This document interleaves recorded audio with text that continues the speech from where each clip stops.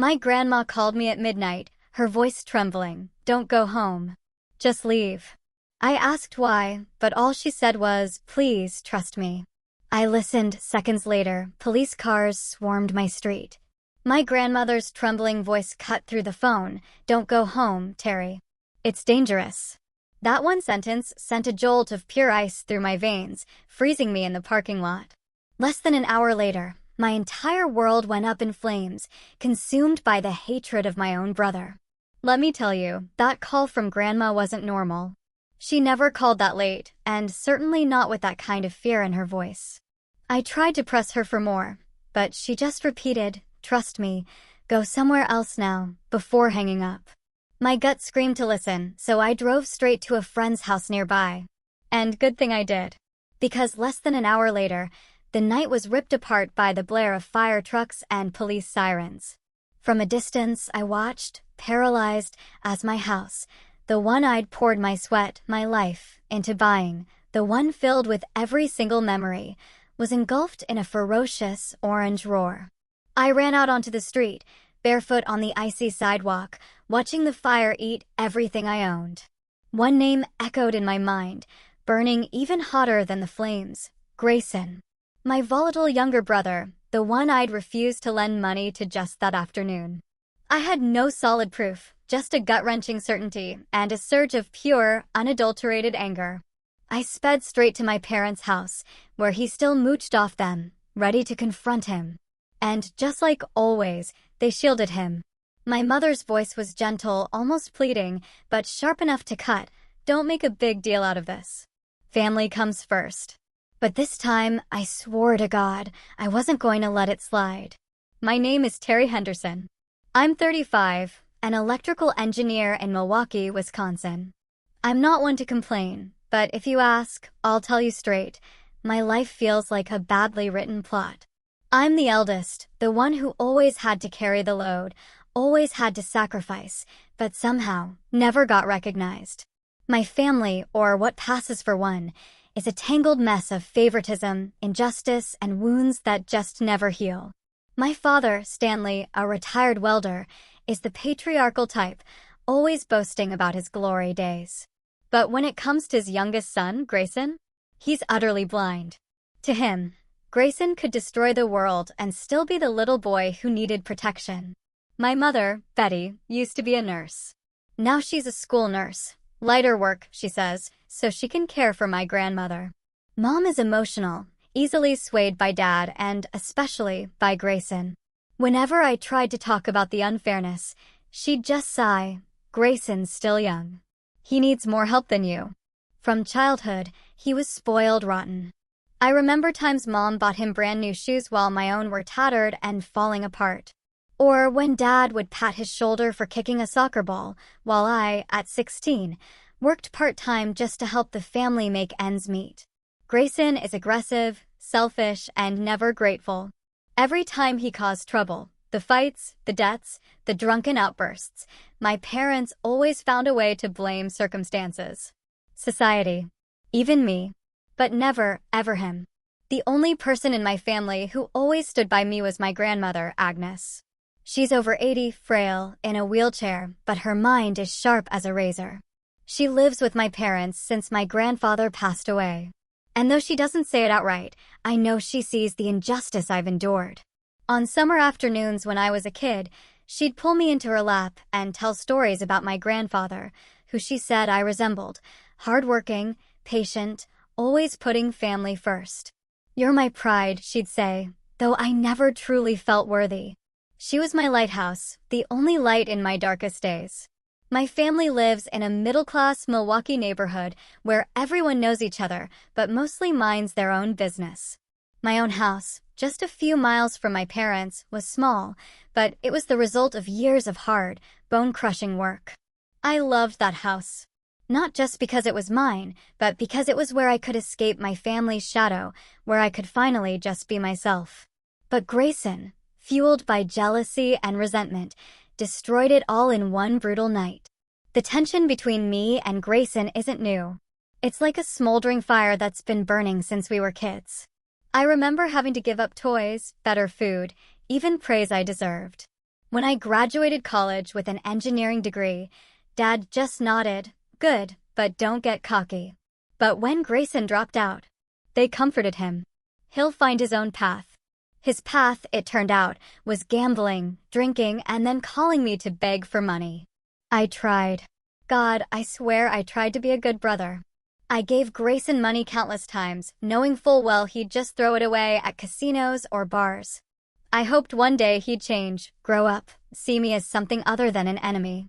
But every time I helped, he took it for granted, sometimes even sneering. Big brothers always got cash, huh? I'm not rich. I just worked myself to the bone for a stable life.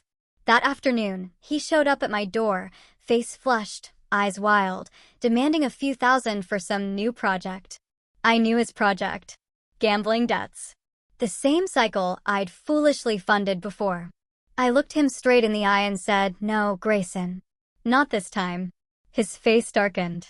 His lips curled into a snarl. "You'll regret this, Terry," he growled, before slamming the door and storming off.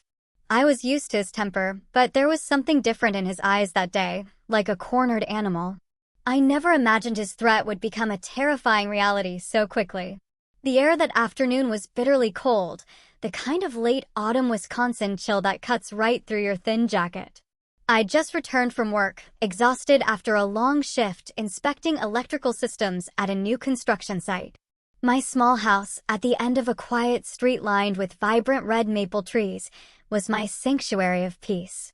But that day, that peace shattered when Grayson showed up. He pounded on the door hard enough to rattle it. I opened it to find him standing there, his hoodie disheveled, hair a mess, the faint, sickening smell of alcohol clinging to him. "Bro, lend me some cash." "I've got a project," he said, his tone casual, like he was asking for the time. I sighed and started to close the door, but he jammed his hand against it, shoving it open. "Don't act high and mighty, Terry. I need money now." "What kind of project needs money every time?" I asked, trying to keep my voice steady. I'd heard this line a dozen times. New project, big opportunity. But it always ended with Grayson disappearing for weeks, only to return buried in debt. He smirked, stepping inside, uninvited, and plopped onto my sofa as if it were his own house. "You don't need to know. Just give me the money." I stood there, my fists clenched, fighting the anger rising within me. The small room suddenly felt stifling. The mementos on my shelf, the photo of me and my grandfather fishing, the engineering degree I proudly hung up, they all reminded me of everything I'd sacrificed to get here. And Grayson, my younger brother, who never appreciated anything, expected me to keep handing him everything. "No, Grayson," I said firmly. "Not this time. How many times have I helped you? What do you do? With the money? Gambling? Booze? You think I'm a bank?" His face darkened. He shot to his feet, pointing a finger right at my face. "Who do you think you are, Terry? The great big brother? You've got a house, a job, and I've got nothing. You don't help me, don't blame me for what happens." His voice roared, echoing through my small house. I saw a neighbor across the street peek out, but I didn't care. I just stared into his eyes, searching for a trace of the brother I once loved, but all I found was pure resentment. "Get out of my house," I said, my voice cold. Grayson growled, kicked the leg of my coffee table, and stormed out, the door slamming shut behind him.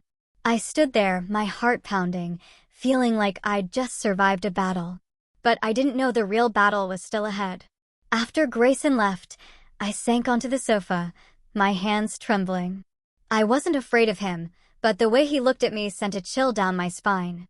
I knew he was volatile, knew he'd gotten into bar fights and been arrested for causing trouble. But setting my house on fire? I never thought he'd go that far. I reached for my phone to call Mom, but stopped. What would she say? "Grayson's just struggling. Don't blame him." Dad would tell me, as the older brother, "You need to be forgiving."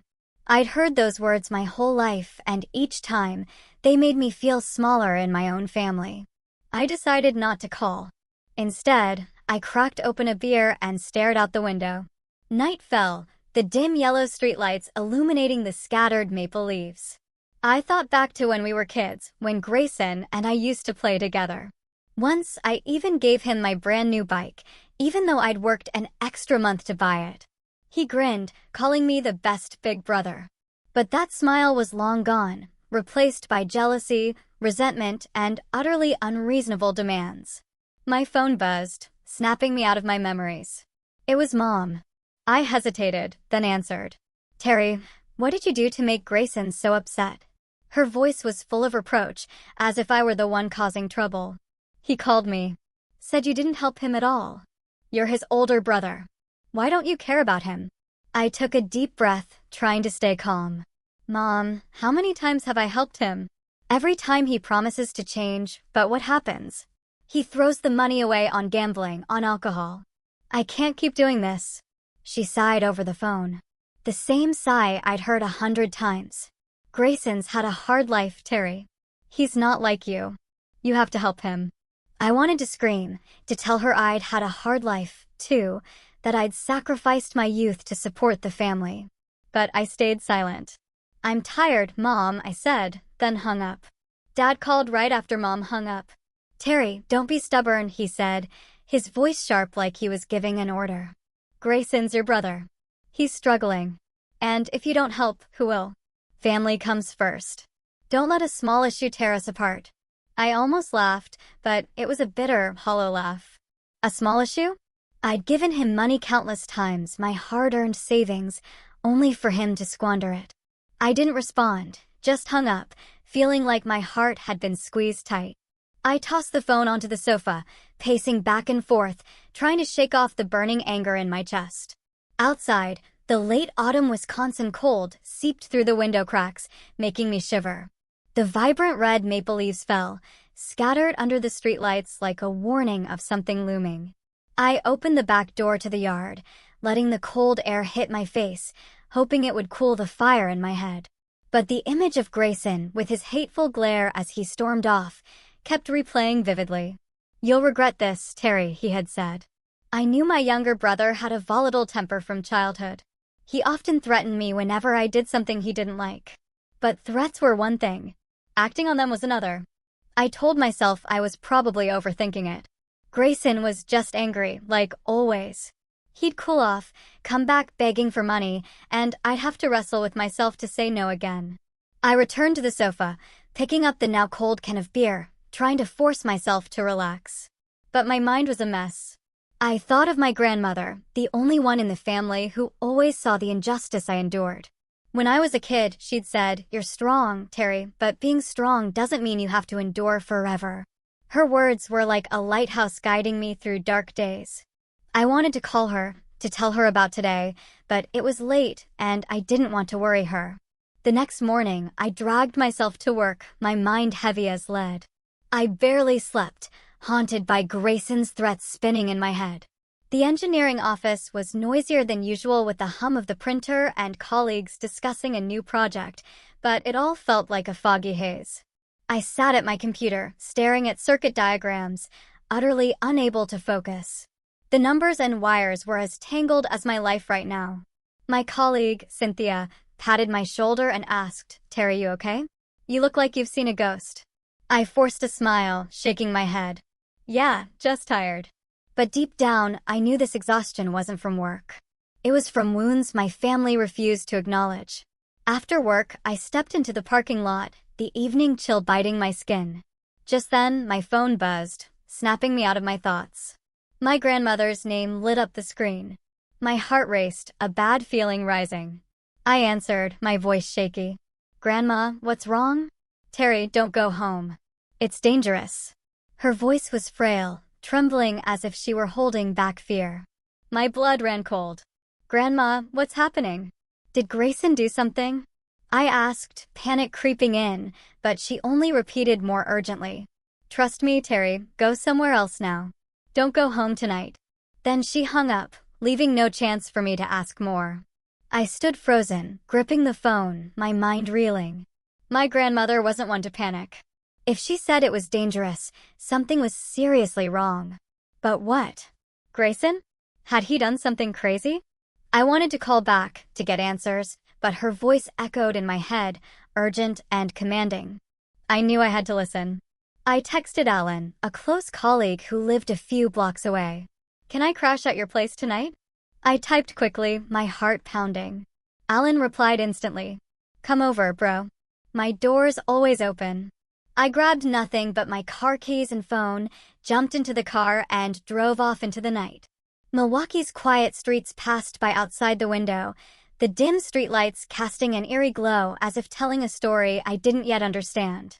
I tried to stay calm, but the unease clung to me like a shadow lurking nearby. When I got to Alan's, he opened the door, his hair disheveled, eyes still sleepy. What's got you wandering around at this hour? He asked, his tone teasing but concerned. I shook my head. Family stuff. I need a place to crash. Alan didn't press further, just patted my shoulder and led me into his small apartment. The faint smell of brewed coffee filled the air, and the cozy room had an old sofa in the corner. Rest up. We'll figure it out tomorrow, he said, then headed back to his bedroom, leaving me alone in the living room. I lay on the sofa, but couldn't sleep. My grandmother's voice echoed like a prophecy. I glanced at the clock, nearly 1 a.m. I tried to imagine what could have scared her so much. Grayson, what could he do? Trash my house? Or was it just an empty threat like always? I told myself I was probably blowing things out of proportion. Maybe Grandma was just overly worried. But deep down, I knew she wouldn't say something like that without reason. I lay tossing and turning on Alan's old, creaky sofa. The faint aroma of drip coffee wafting from the kitchen wasn't enough to soothe my restless mind. The streetlight filtered through the curtains, casting hazy streaks of light across the ceiling, as if telling a story I couldn't yet fully grasp. My grandmother's trembling, urgent voice lingered in my head, making it impossible to shake the gnawing sense of unease. I closed my eyes, trying to force myself to sleep. But every time I did, I saw my house. The house I'd poured sweat and tears into buying. The one filled with countless memories. The photo of me with my grandfather. The chair I'd built with my own hands. The worn-out engineering book I'd read over and over. These small things were my entire world. The thought that Grayson might do something to destroy it made my heart clench. I told myself no, he wouldn't dare. He's aggressive, but not insane. Or had I underestimated him?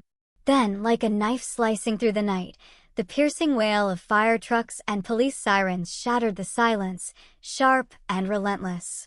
The sound, like a terrifying symphony, jolted me upright, my heart pounding wildly. I rushed to the window, yanking the curtains aside. In the distance, red and blue lights flashed, illuminating the entire neighborhood. Black smoke billowed high, mingling with the fierce red glow of flames. A chilling dread shot down my spine as I realized it was my neighborhood. My house was on fire. I bolted out of Alan's house, barefoot on the icy sidewalk, running toward the blaze. The late autumn Milwaukee wind stung my face, but I felt nothing except fear and a rising tide of white-hot anger. When I arrived, I stood frozen, paralyzed. The flames devoured my house with ferocious hunger. Black smoke swirled like a monstrous beast. The acrid stench of gasoline assaulted my nose, burning my eyes. Firefighters shouted, hoses sprayed torrents of water, but the fire refused to yield. The front door, where I'd stood greeting Grayson just that afternoon, was now nothing but a charred, warped frame buckling under the heat. Neighbors gathered, some recognizing me and whispering among themselves. "Terry, thank God you weren't inside," one said softly, their voice tinged with pity. Mrs. Carter, the elderly woman next door, gripped my hand tightly, her eyes red and teary. I heard a strange noise, then saw the smoke. I called 911 right away, but the fire spread so fast. I nodded, my throat too tight to speak. My grandmother's voice echoed in my mind. "Don't go home, Terry. It's too dangerous." But if I hadn't listened to her, if I'd been inside, I shuddered, unable to finish the thought. I stood there, my heart tearing apart, watching the savage flames roar, consuming the house, the world I'd poured my sweat and tears into building. The photo of me and my grandfather by Lake Michigan. The wooden chair I'd painstakingly crafted piece by piece. The dog-eared engineering book I'd read countless times. All of it was vanishing into the black smoke and crimson flames. Each crackle, each piece of debris falling, felt like a knife stabbing into my chest. But the deepest pain wasn't the loss of the house. It was the raw, brutal betrayal inflicted by my own flesh and blood. I knew Grayson did this. I didn't need proof to feel his hatred in every flicker of the flames, as if the fire itself was him. Ruthless, unrelenting. The choking smell of gasoline mingled with his threat from earlier. "You'll regret this, Terry." It all formed a horrifying picture, a nightmare I couldn't wake from. A firefighter, his face smeared with soot, grabbed my shoulder and pulled me back. "Hey, it's too dangerous." "Stay back," he shouted, his voice cutting through the fire's roar. I wanted to scream, to charge into the inferno, to claw back even a single fragment of my memories from the flames' cruel grip. But the firefighters stood like a wall between me and my burning home. My body froze, but my heart raced and my eyes stung. Whether from the smoke or the agony tearing through my chest, I couldn't tell. The police cordoned off the area, their red and blue lights flashing in my eyes, mocking my helplessness, taunting a 35-year-old man watching his entire life turn to ash. I stumbled back to my car, my hands trembling as I held my phone, my fingers hovering over the screen, but too afraid to dial. I wanted to call my grandmother, to scream that she'd saved me, that I was alive because of her. But my throat was so tight, it felt like someone was strangling me. Tears welled up, hot and heavy, but I bit my lip, holding them back. I couldn't cry. My grandmother always said I was strong, but in this moment, I was just a lost child, abandoned amidst the ruins of my own world. Anger, pain, and betrayal wrapped around me like the black smoke clinging to every breath I took. As the flames were temporarily brought under control, their fierce red glow gave way to thick, suffocating black smoke. Firefighters, drenched in sweat, waded through the smoldering debris, inspecting the charred remnants. The police had cordoned off the area, their red and blue lights flashing across the stunned faces of neighbors. I stood there, far from the ruins of my house, yet I could still feel the heat of the fire as if it were licking at my skin. A man in a reflective jacket, his face stern, approached me. He introduced himself as Tom, a fire investigator. His voice was low and professional, but his eyes were sharp, as if they could pierce through to my very soul. "You're the homeowner, right, Terry?" he asked, flipping open a small notebook, pen poised to write. I nodded, my mouth dry, my voice raspy. "Yes, that's me." Tom studied me, his gaze probing. "Did you leave the stove or any candles on?" I shook my head, trying to keep my voice steady. "No, I didn't leave anything on." "Was anyone else in the house?" he pressed, his pen scratching across the paper. "I live alone," I replied, each word feeling like a stab to the chest. "I wasn't home tonight." Tom's brow furrowed as he jotted down more notes. "Not home? Why not?" I hesitated, my grandmother's image flashing in my mind, her trembling voice on the phone. "Don't go home, Terry. It's too dangerous." I took a deep breath and said, "My grandmother called me, warned me not to go home. She said there was danger." I didn't dare say more. Didn't dare utter Grayson's name, though it burned in my mind. Suspecting something was one thing. Accusing without proof was another. I didn't want to look like a crazed man throwing blame around. Tom paused his writing, staring at me intently. "Warned you? Does anyone have a reason to want to harm you?" His question hit me like a punch to the heart. Grayson. His name echoed in my head. I wanted to scream it, but I just stood there, swallowing the lump in my throat. "I'm not sure," I said, my voice faltering, sounding like a coward. I knew the truth, but without evidence, I was just a man who'd lost everything, standing before the ashes of his life. Tom nodded, his eyes still sharp as if he knew I was holding something back. "All right," he said. "We'll investigate. The smell of gasoline here is strong. This wasn't a natural fire. If you remember anything, call me." He handed me a business card and turned back to the scene where firefighters were still dousing stray embers in the wreckage. I stood there, watching the glimmers of light flicker in the ashes like mocking eyes. The stench of gasoline clung to every breath, confirming what I'd known all along. Grayson did this. Not an accident, not fate, but his hatred ignited with gasoline and rage. Yet I had no proof, only the pain and anger boiling inside me like a volcano ready to erupt.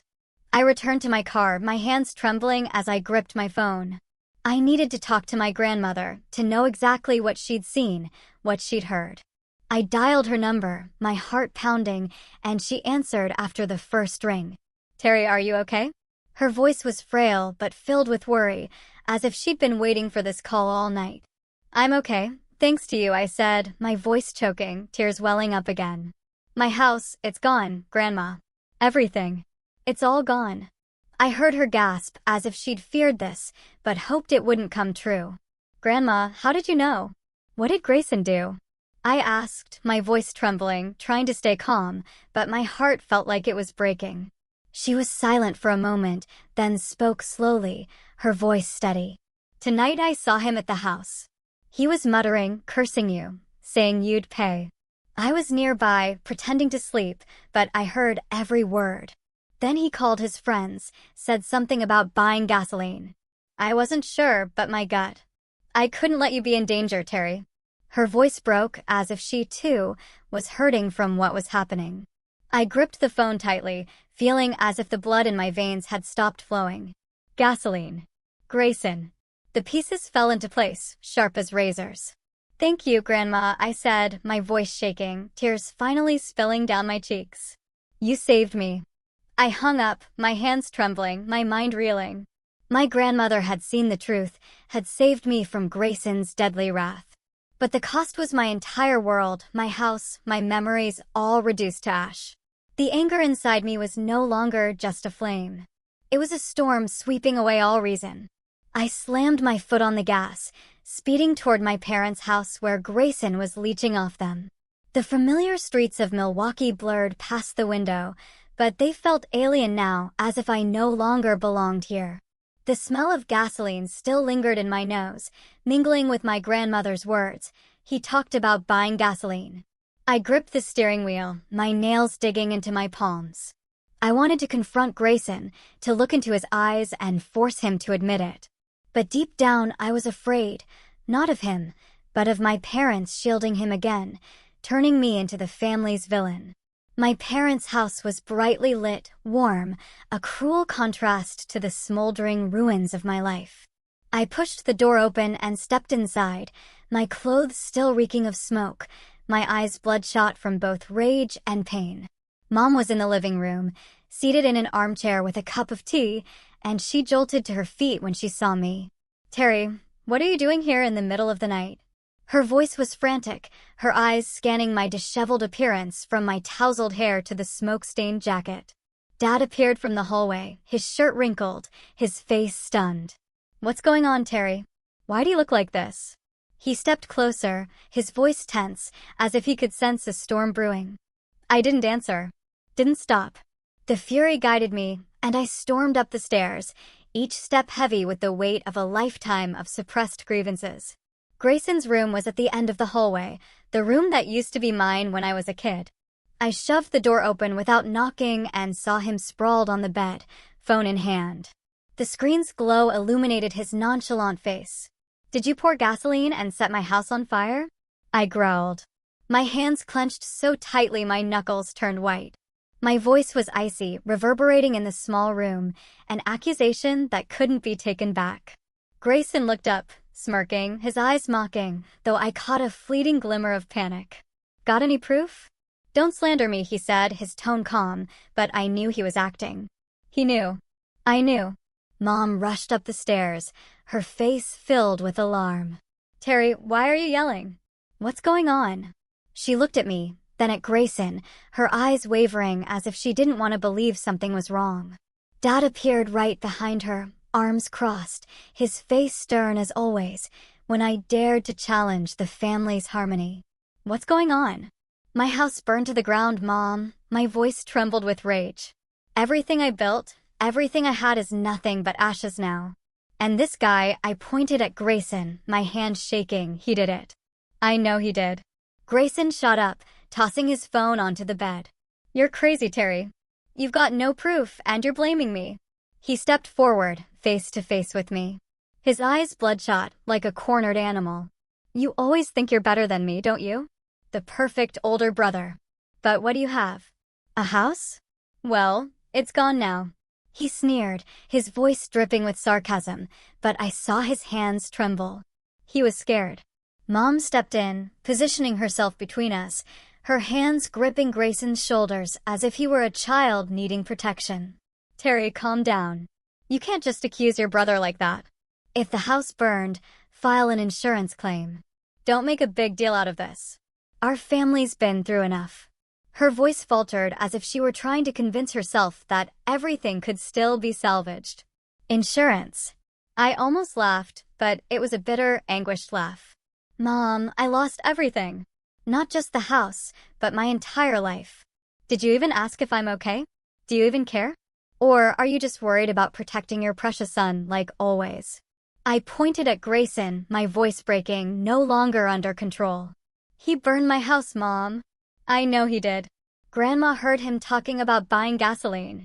Dad stepped forward, his voice harsh, commanding. That's enough, Terry. Stop causing trouble. Grayson is your brother. You have no proof, so don't make accusations. Family comes first. Don't let this tear us apart. He glared at me, his eyes cold, as if I were the traitor, the one disrupting the family's peace. I stood there feeling like the whole world was against me. Not a single word of comfort, not a single question about how I was doing. Just the same old shielding as always. But this time, I wouldn't stay silent. The anger, the pain, and years of being overlooked erupted inside me like the fire that had consumed my house. Family? What family, Dad? The family that always pushes me aside? The family that covers for a brother who burned down his own sibling's house? I've sacrificed everything for this family, but no one ever noticed. No one ever cared. I shouted, my voice breaking with pain. Grayson smirked, stepping closer. What do you know about sacrifice? All you do is show off, Terry. You had a house, a job, while I had nothing. You didn't help me, and this is the consequence you have to face. His words were like an unspoken confession, and I saw Mom flinch, her eyes wavering. But she still held him tightly, as if letting go would reveal the truth. The consequence I have to face? I repeated, my voice dropping low, sharp as a blade. You burned my house, Grayson. You poured gasoline, lit the match, and watched it burn. You think I don't know? Grandma heard you talking about the gasoline, about making me pay. I stepped closer, just a few feet from him, my eyes locked on his. I wanted him to admit it, to face the truth. Grayson stepped back, his eyes flickering with panic, but he quickly regained his mocking demeanor. You're insane, Terry. You've got no proof at all. Just a loser standing here screaming. But his voice trembled, his eyes darted away, and I knew I was getting to the truth. Mom burst into tears, her hands covering her face. Terry, Grayson, stop it. Why are you two doing this? We're family. She looked at me, then at Grayson, her eyes pleading, but I couldn't stop. Not now. Dad stepped forward, placing a hand on Mom's shoulder. His gaze still cold and fixed on me. Terry, go home. Don't make this worse. We'll deal with it later. But I knew his deal with it meant burying the truth, as always. I shook my head, tears finally spilling. Not from weakness, but from a pain too immense to contain. No, Dad. This time I won't let it go. I turned and walked out of the room, Mom's voice calling after me. But I didn't look back. The anger inside me was no longer just a storm. It was a volcano ready to erupt. Each step I took was heavy, dragging the weight of a lifetime of being overlooked, betrayed. I couldn't stay in that house for another second.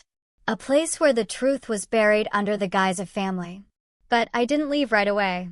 I walked down the familiar hallway past the family photos hanging on the wall, their fake smiles hiding years of injustice. Grandma's door was slightly ajar, a soft yellow light spilling out from within. I knocked gently, my voice raspy. Grandma, it's me. Come in, Terry. Grandma's voice was frail but warm, like a lighthouse guiding me through the darkness. I pushed the door open and saw her sitting in her wheelchair, her eyes lighting up when she saw me. The small room still carried the familiar scent of old wood and the lavender she loved, with the single bed, the quilt she'd knitted, and the family photos on the table, all still there. I closed the door and sat on the wooden chair beside her bed, the same chair where I used to listen to her stories about Grandpa, about the tough times they'd overcome. But tonight, I wasn't that little boy anymore. I was a broken man, seeking solace from her amidst the storm. I heard everything she said, her voice trembling, her frail hands grasping mine. You did the right thing, Terry. Don't let them weaken you. Grayson. He's gone too far. Her eyes gleamed with a deep pain, as if she were suffering alongside me. I bowed my head, tears welling up again, but I didn't want her to see me weak. Grandma, I've lost everything, I whispered, my voice breaking. My house, my memories, all of it, because of him. And Mom and Dad, they're still protecting him, like always. I squeezed her hand, feeling the faint warmth from her trembling fingers. I'm so tired, Grandma. I don't know what to do anymore. My words were a confession, laying bare the wounds I'd hidden for years. Grandma patted my hand gently, her gaze steady, as if passing her strength to me. You're not alone, Terry, she said, her voice slow but firm.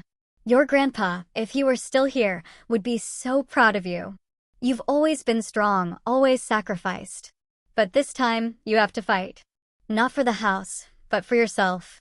She reached into the small drawer beside her, pulling out an old, worn-edged photo. It was of me as a child, standing between her and Grandpa, beaming by Lake Michigan, the summer sun illuminating my carefree face. We're always with you, she said, placing the photo in my hand. Don't let Grayson take away who you are. I held the photo, my fingers tracing Grandpa's face, the man she always said I resembled. Hardworking, patient, but never one to bow to injustice. Tears fell, soaking into the photo. But this time, I didn't hold them back. I'll do it, Grandma, I said, my voice trembling, but resolute. I won't let him win. She nodded, her eyes shining with pride, but also tinged with worry. Go, Terry. Find your justice, but be careful. I stood, hugging her tightly, feeling her frail warmth as a final source of strength before stepping into the battle. I left the room, the photo in my pocket like a talisman. As I walked out of my parents' house, I didn't look back, though Mom's faint, desperate voice echoed from a distance. The anger still burned within me, but now it was laced with a cold determination. I thought of the years of being compared, overlooked, forced to yield to Grayson just because he was the baby. Flashing back to childhood, I saw myself again. A boy always trying to please my parents, striving to be the perfect older brother. I remembered giving Grayson the new bike I'd worked an extra month to buy, just to see him grin and call me the best big brother. But that smile never lasted. I remembered Mom and Dad buying him new shoes while I wore tattered ones. I remembered working part-time from age 16, bringing money home to help the family, while Grayson squandered cash, caused trouble, and was shielded by our parents. He's still young, Mom always said, though he was only a few years younger than me. You have to love your brother, Terry, Dad always reminded, as if my love was never enough. Grandma's words had been my beacon through those dark days. You're strong, she'd said when I sat with her, venting about being compared to Grayson. But being strong doesn't mean you have to endure forever. Her words were etched in my mind, a reminder that I deserved to be seen, to be loved. But my parents never saw that. To them, Grayson was always the child to protect, while I was the one who had to sacrifice, to carry the burden. Now, the burned-down house was the final straw. It wasn't just a house. It was a symbol of the years I'd poured sweat and tears into building, proving I could stand tall despite my family's lack of support. Grayson had torched it, and with it, my last shred of faith in the so-called family. But I wouldn't crumble. Grandma's words, the photo in my pocket, and years of enduring in silence now fueled a new fire, a fire of determination to reclaim justice. I drove back to Alan's place, my heart heavy, but my mind clearer than ever. It was late, but Milwaukee was still awake, the dim streetlights casting a yellowish glow on the empty streets. I parked in front of Alan's small apartment and knocked. He opened the door, looking at me with empathy. You okay, Terry? He asked, concern in his voice as he took in my state, smoke-stained clothes, bloodshot eyes, and a face etched with pain. Not okay, I replied, my voice raspy, then recounted the fire, the confrontation with Grayson and my parents, and Grandma's words. Alan listened without interrupting, nodding, then clapped my shoulder. I know you're hurting, bro, but you need proof. If Grayson did this, you can't let emotions drag you down. I know someone who can help. I frowned, looking at him. Who? Victor Ramirez, Alan said confidently. A private investigator, well known in Milwaukee. He helped a friend of mine find evidence in a theft case. If anyone can dig up dirt on Grayson, it's Ramirez. Alan scrolled through his phone, pulled up a number, and handed it to me. Call him, but you need to stay calm. Don't let anger make you lose control. I nodded, taking the number, feeling a flicker of light in the darkness. Thanks, Alan, I said, my voice trembling. I don't know what I'd do without you. Alan gave a small smile, clapping my shoulder again. You're my brother, Terry. I'm always here. That night, I lay on Alan's sofa, staring at the ceiling. The photo of Grandma and Grandpa still in my pocket, a reminder that I wasn't alone. But sleep didn't come. The image of my burning house kept replaying, each flame a mocking taunt. I thought of Grayson, of the fleeting panic in his eyes during our confrontation. He knew I knew, but he also knew I had no proof. And my parents, they chose him, as always. The next day, I took time off work to deal with everything. I couldn't sit in front of a computer screen, pretending to focus on circuit diagrams when my entire world had turned to ash. I drove past my burned-down house, my heart wrenching at the sight of the charred remains of the keepsakes I'd cherished for years. Scattered fragments of blackened debris lay strewn about like pieces of a shattered life. A scorched piece of wood lay alone on the ground. I stopped the car, stepped out, and picked it up, my fingers tracing its rough surface. The pain stabbed deep into my chest like a knife. This wasn't just a house. It was proof of the years I'd poured sweat and tears into a place where I found peace amidst the family storms. Now it was nothing but blackened memories. I stood there in the late autumn Milwaukee chill, the winds stirring the ashes like restless ghosts. I clenched my jaw, holding back tears. I slipped the piece of wood into my pocket, a silent vow that I would reclaim justice. Not just for the house, but for everything I'd lost. My phone buzzed, snapping me out of my thoughts. It was a text from Cynthia, a close colleague at work. Terry, heard about your house. You okay? Let me know if you need anything. I gave a bitter smile, touched by her concern, but realizing that the kindness of friends now meant more than any words from my family. I replied briefly, thanks. I'm okay. We'll reach out if I need to, but I knew I wasn't okay. I was just trying to stay upright, to keep the anger and pain from swallowing me whole. I drove to the office of Angela Whitmore, a well-known lawyer in the area. Her office was in a small building on Wisconsin Avenue, with a modest sign bearing her name. When I walked in, Angela, a middle-aged woman with neatly tied silver hair, greeted me with a firm handshake. I'm Terry, I said, my voice trying to mask my tension. Terry, Alan told me about your situation, she said, her voice warm but direct. Sit down. Tell me everything. I sat across from her, recounting it all. The argument with Grayson, Grandma's warning, the fire, and the confrontation that night. I told her about the smell of gasoline, Grayson's fleeting panic, and how my parents shielded him. Angela listened, occasionally jotting notes, her eyes sharp but empathetic. When I finished, she nodded, setting down her pen. Terry, based on what you've said, this fire wasn't an accident. The smell of gasoline is a clear sign of arson. The police will investigate, but I have to warn you. Sometimes they do a half-hearted job, especially without external pressure. I frowned, my heart pounding. Half-hearted? What do you mean? She sighed, her gaze serious. The police have too many cases, and unless there's clear evidence or public pressure, they might label this an accident and close it quickly. If you want justice, you need to gather more evidence. Security footage, witnesses, anything that places Grayson at the scene. With enough, you can push the police to act or even take this to court. Her words were like a splash of cold water, but also a glimmer of hope. I nodded, my voice firm. I understand. I'll find evidence. Angela gave a faint smile and handed me her business card. If you need legal advice, call me, but be careful. If your brother is as dangerous as you say, you need to stay safe. I left her office, feeling both empowered and weighed down. Angela had given me a direction, but it also reminded me that the road ahead wouldn't be easy. I needed evidence, and I needed someone to help me find it. That's when I thought of Victor Ramirez, the private investigator Alan had mentioned. Sitting in my car, I took out my phone, took a deep breath, and dialed Victor Ramirez's number. My heart pounded as the phone rang. We spoke briefly, and Victor agreed to meet me at a coffee shop on Lincoln Avenue. The next morning, I arrived at the cafe. I sat in a corner, turning my coffee cup in my hands, eyes fixed on the door. Victor Ramirez walked in right on time, a tall, lean man in his middle years, wearing a worn leather jacket and a baseball cap. His eyes were sharp, as if he could see through every secret. "Terry?" he asked, his voice low but friendly. "Yeah, that's me," I replied, standing to shake his hand. His grip was firm, like someone used to handling tough cases. We sat down, and I told him everything.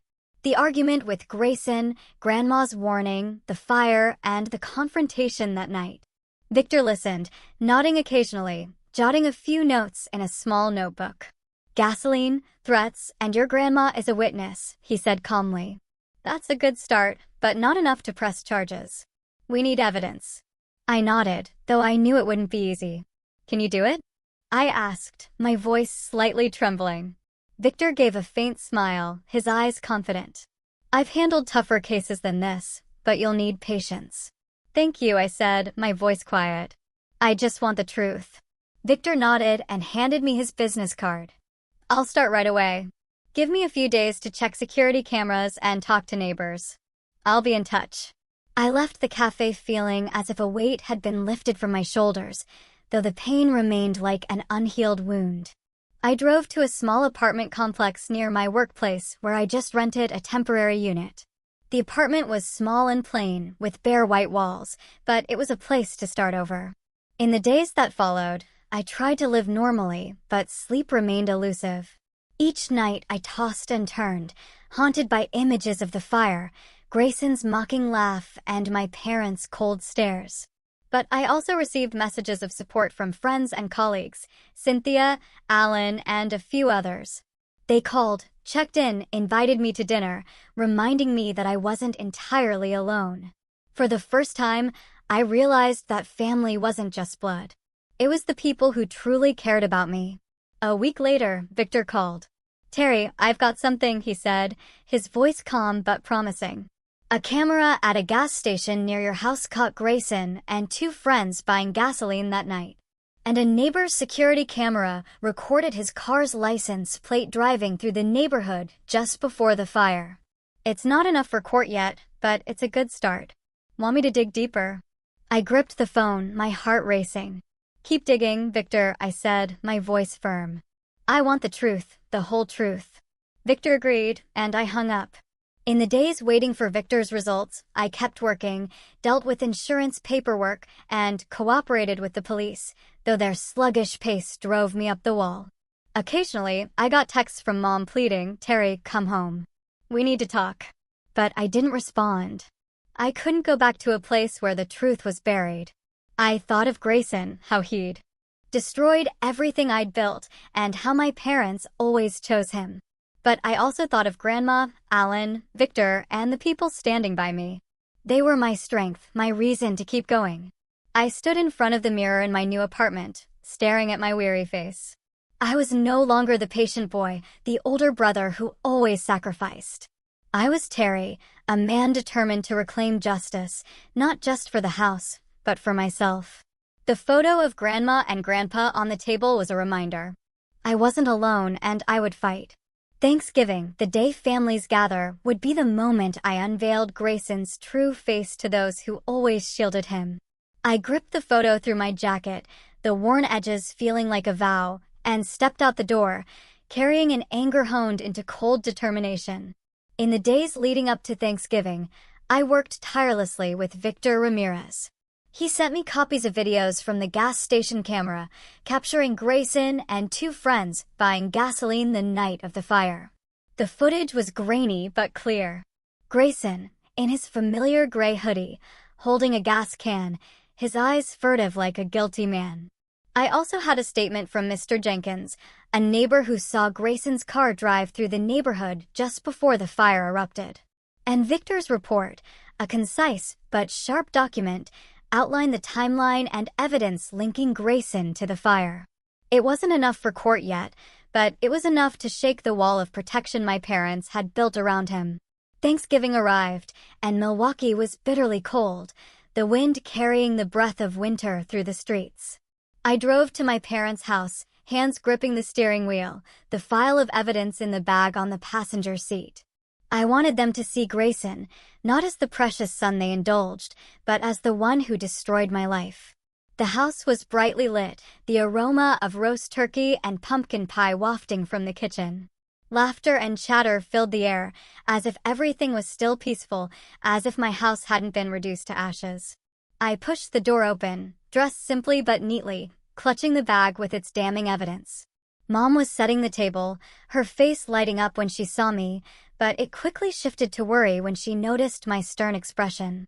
"Terry, you're here," she said, trying to sound cheerful, but her eyes wavered. "Come in. The food's almost ready." Dad sat at the head of the table carving the turkey and looked up at me. "You're right on time," he said, his voice calm, but his eyes wary, as if sensing a storm approaching. Grayson appeared at the stairs, his hoodie sloppy, smirking when he saw me. "Oh, the great big brother's here," he said, his voice dripping with sarcasm. "Come to ruin Thanksgiving?"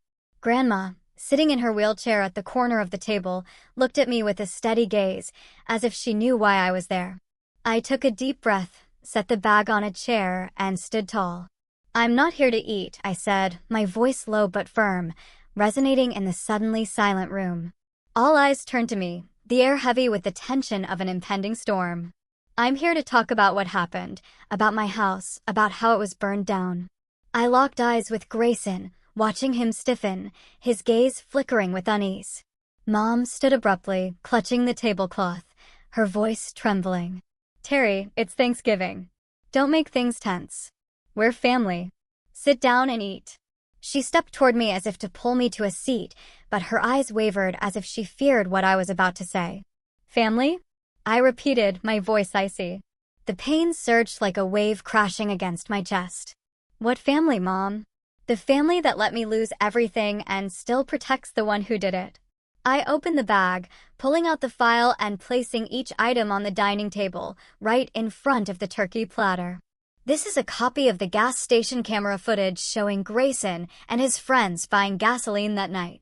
I slid a printed image toward my parents, Grayson's face clear in the dim light of the station. "This is a statement from Mr. Jenkins, our neighbor, saying Grayson's car drove through the neighborhood just before the fire. And this is a report from a private investigator confirming every detail." Dad stared at the table, his face darkening.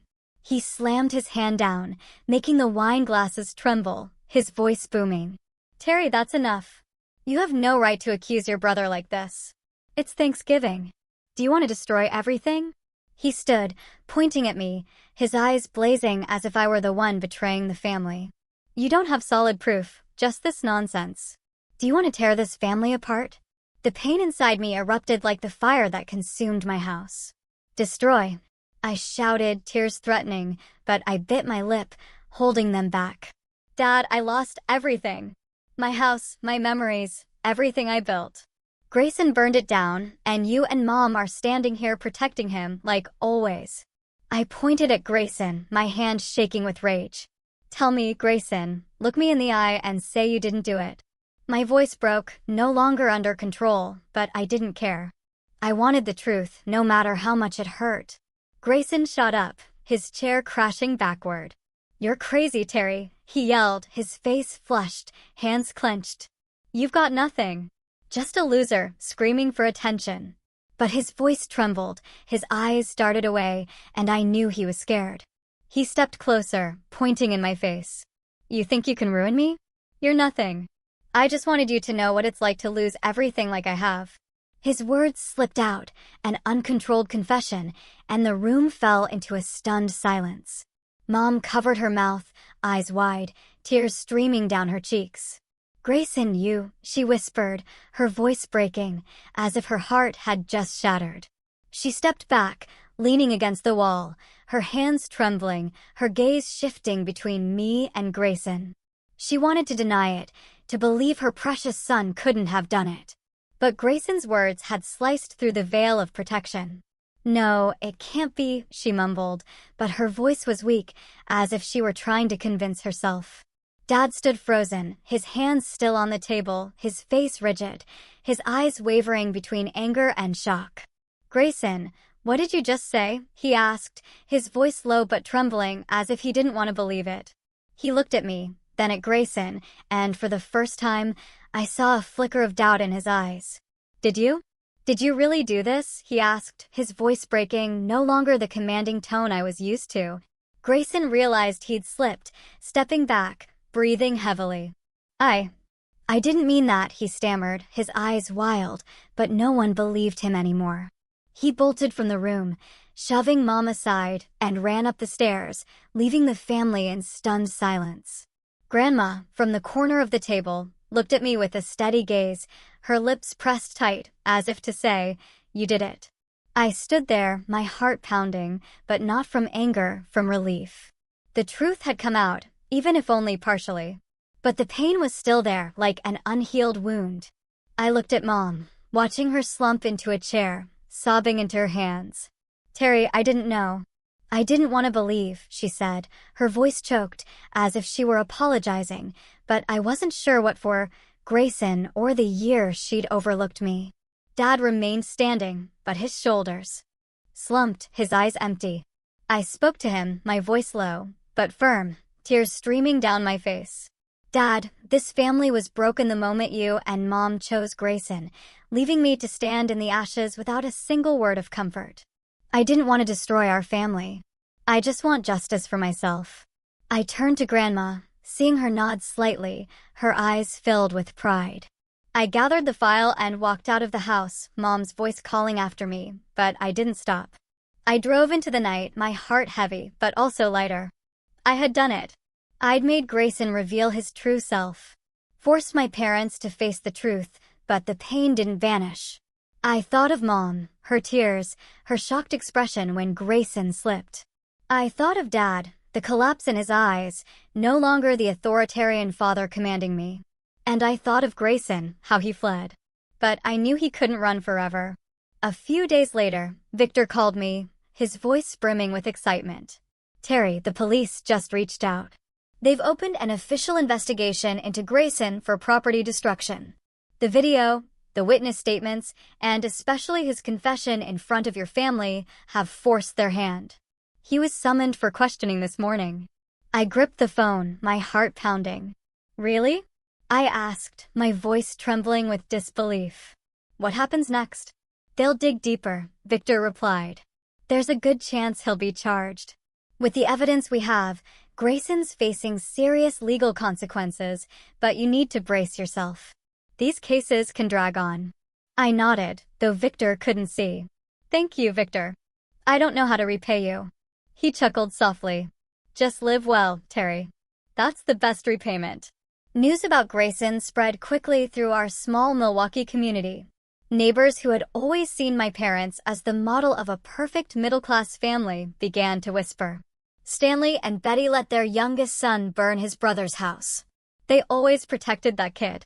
And now look at this. The murmurs were like a cold wind blowing through the facade my parents had built. They lost their standing. No longer the respected couple in the neighborhood. I heard Mom had taken a break from her job at the school and Dad avoided the usual neighbor gatherings. They were forced to face the truth. Their blind favoritism had led to disaster. I didn't contact my parents after Thanksgiving. Mom's pleading texts, "Terry, come home. We need to talk," kept coming, but I didn't respond. I'd given them too many chances, sacrificed too many years, only to be overlooked. This time, I chose myself. I decided to cut ties with them, not out of anger, but because I needed space to heal. I needed to rebuild my life from the ashes, and I couldn't do that while being pulled back into the family's vortex. One afternoon, I visited Grandma. She was still at my parents' house, but I knew she was the one person I could never leave behind. I stepped into her room, the soft yellow light casting a glow on her face, now more aged, but still radiant with resilience. She took my hand, her frail fingers trembling, but warm. "You did it, Terry," she said, her voice weak, but filled with pride. "You're no longer the child who had to endure in silence." I leaned down, hugging her tightly, tears streaming down my cheeks. "I couldn't have done it without you," I whispered, my voice choked. She patted my back, like she did when I was a child, and said, "You're stronger than you know, Terry. Your grandpa would be so proud." Her words were a beacon, lighting the path ahead, though I knew it wouldn't be easy. In the months that followed, I focused on rebuilding my life. I bought a small house in the Milwaukee suburbs, modest, but enough to call home. Each day I went to work, immersing myself in my job, finding peace again in numbers and wires.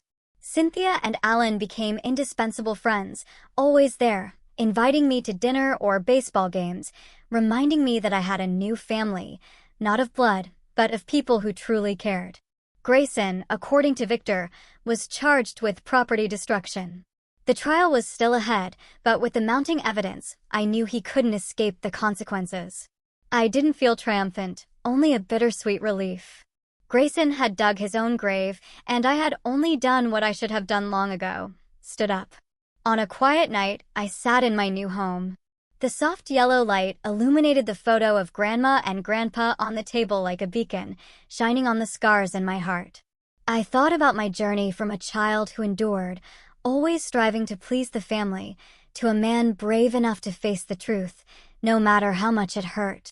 Grandma's words echoed like a clear message. Sometimes the danger doesn't come from the world out there, but from those we love most, those we call family.